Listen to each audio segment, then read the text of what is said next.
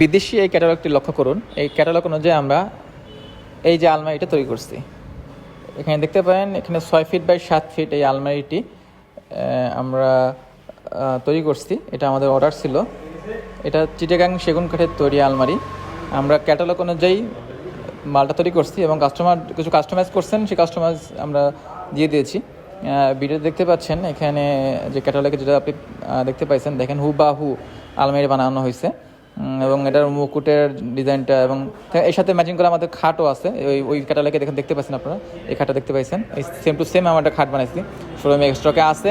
এর পরবর্তী ভিডিওতে ইনশাল্লাহ পালিশ সহ ভিডিও দেবো। এখন পালিশ বিহীন এখানে 2.5 ইঞ্চি আস্ত কাঠের উপরে, 2.5 ইঞ্চি মোটা কাঠের উপরে খোদাই করা নকশা এবং এটা আস্ত কাঠ দিয়ে বানানো। এটা কাস্টমাইজ অর্ডার এবং ছবিতে আপনার যা দেখছেন ক্যাটালগে হুবাহু আমরা শোরুমে তৈরি করে রাখছি।